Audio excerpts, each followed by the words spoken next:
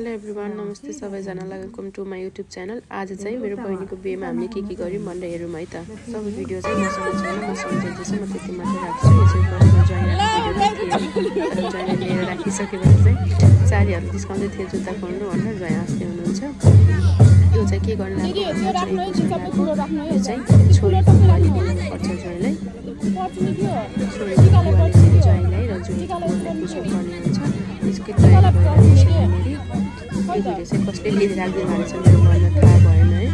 अनि यो प्लस लिएर चाहिँ हामीले लगाएर सपिङ भएको रहेछ।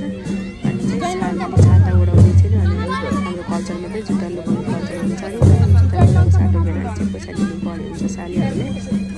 त्यही भएर सबै सालीहरू हेर्नु न नजिक नजिक आउँदैछ। भिडियो चाहिँ आफ्नो पाएन मैले, तर मेरो सबै राखेको छु। दिदीको दिदी भइसकेपछि त त्यो दिनमा चाहिँ म यति धेरै रस भयो यताउता गर्दाखेरि पनि सबै म्यानेज गर्दाखेरि मैले चाहिँ मोबाइल साइड काटिएको थिएँ। उसले चाहिँ हल्का हल्का भिडियो बनाएको रहेछ।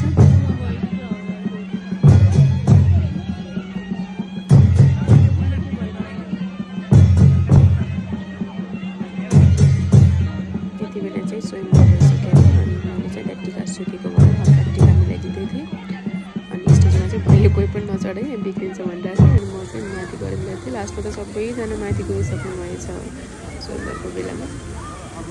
हेर्नु जाडमा त टुक्लुक्क देखिरहेछ भने मेरो साथीले बसेर भिडियो बनाइदिएछ क्या है, तल ग्राउन्डबाट कस्तो बनाइदिएको। यति बेला चाहिँ स्वयंवर भएर पनि अब मम्मीले टिका लाउनु पर्ने हुन्छ नि त। अनि मम्मीले टिका लाउन चढ गएको थियो होला।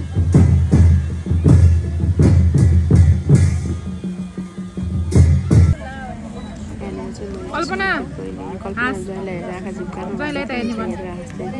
तर उसले झिम्काउनु चाहिँ झिम्काएन। हामी कति धेरै डिस्कायौँ नि त। हामी पछाडि सबैजना उनीहरूलाई चाहिँ हाँसो लगाइरहेको थियो। अनि अब एकछिनपछि चाहिँ सिन्दुर हाल्ने टाइम भएको थियो। सिन्दुर हाल्दा चाहिँ माइतीले हेर्नु हुँदैन भन्ने हुँदैन नि त है। हाम्रोतिर चाहिँ त्यस्तो हुन्छ, दानतिर सिन्दुर हाल्दा चाहिँ हुँदैन भनेर भन्छ। त्यही भएर हामी सिन्दुर हाल्दा चाहिँ बसेन। तर एकछिन जग्गामा पूजा गर्दा चाहिँ बसेको थियो। यति जिस्काएको उनीहरूलाई आँखा झिम्काउने एकअर्कालाई हेरेर भनेर, तर उनीहरूले झिम्काउँदै झिम्काएन कि।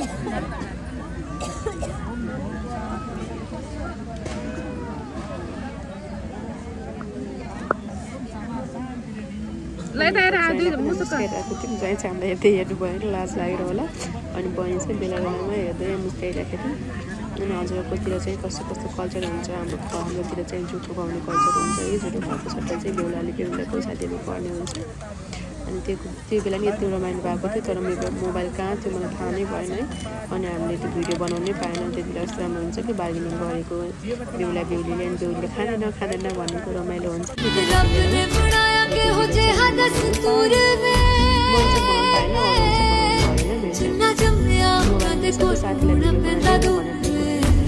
साथीलाई सबै खिच्न अनि भिडियो कति युट्युबमा राख्न हुन्छ भनेर खिचेको। अनि मैले चाहिँ यस्तो यस्तो भिडियोहरू पनि बनाइरहेको छु।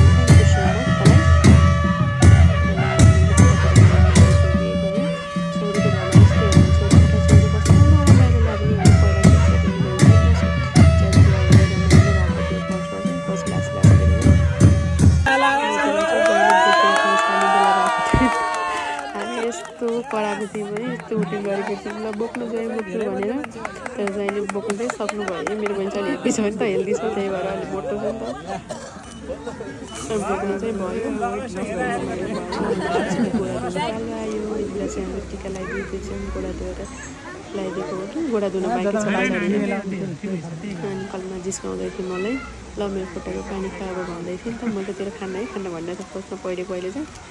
अनि अब जब एक्चुअल टाइम आइसकेपछि त खानु पऱ्यो फेरि। अनि बहिनीलाई टिकाउँदा कस्तो मन भारी भएको कि मलाई त्यति बेला भारी भएको जस्तो देखाएँ। फिलिङ्स हुँदो रहेछ नि त है। अब सानोदेखि सँगै बसिरहेको खेलिरहेको टिकामा हुर्केको बहिनी अब टाढो हेर्दाखेरि कस्तो नरमाइलो खाल्थ्यो नि त।